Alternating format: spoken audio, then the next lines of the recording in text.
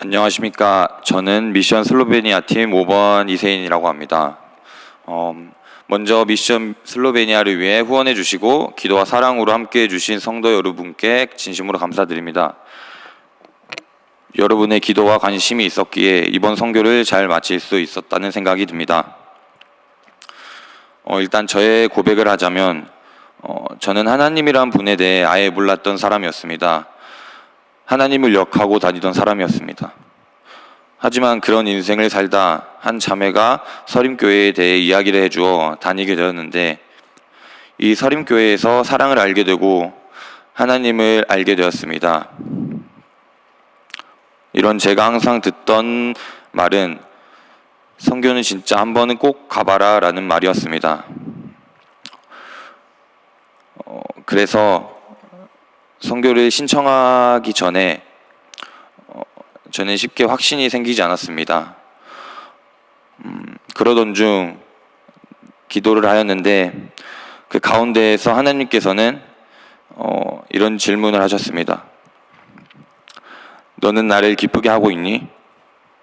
그리고 나는 하나님께 기쁨을 드리고자 하는 마음이 있었는가라는 질문을 제 마음에 주셨고, 그 질문을 통해 선교를 결심하게 되었습니다.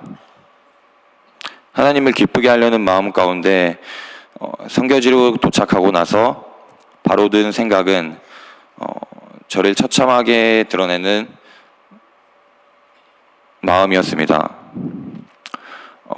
처음 하는 선교지로 가서 6월 23일 큐티에서 고린도전서 14장 36절 하나님의 말씀이 너희로부터 난 것이냐 또는 너희에게만 임한 것이냐, 이 말씀을 묵상하며 제 안에 있던 자기 중심적인 마음이 있다는 것을 보게 되었습니다. 선교를 가고 나서 혼자 있고 싶고 피로하고 피곤하고 이런 마음들이 계속 쌓이게 되어 다른 사람들과 나누기 싫어하는 제 모습을 보게 하셨고, 또 이 마음을 그들과 함께 나누게 하셨습니다.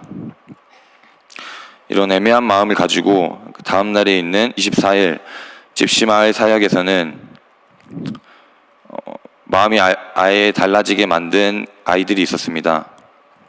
그 아이들의 이름은 옥이었는데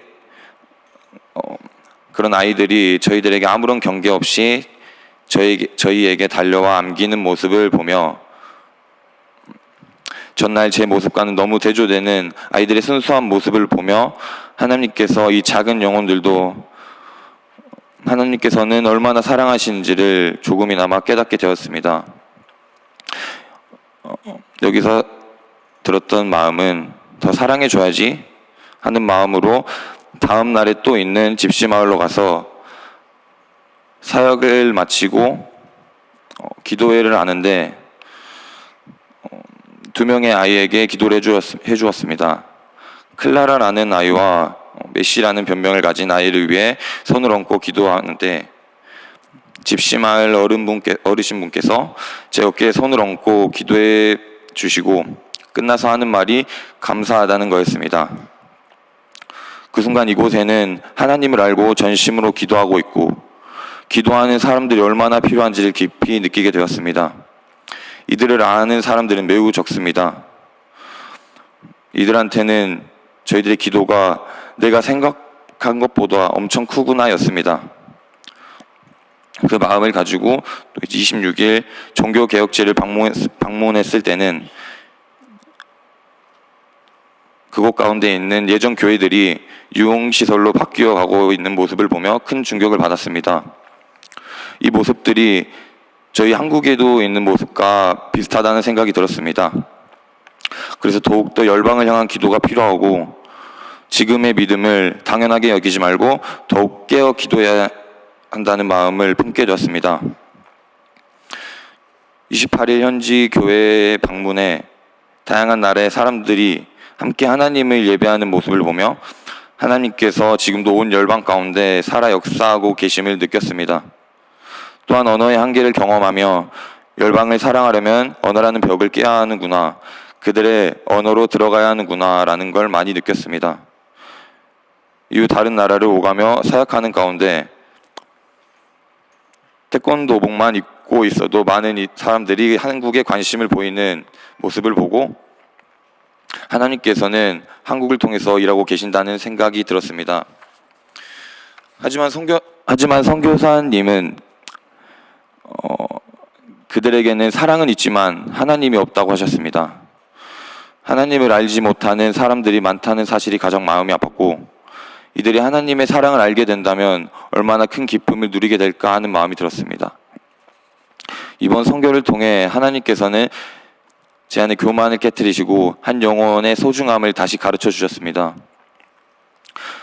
또한 지금도 열방에서 복음을 위해 헌신하시는 선교사님을 보고 기도의 중요성을 많이 깨닫게 되는 것 같습니다.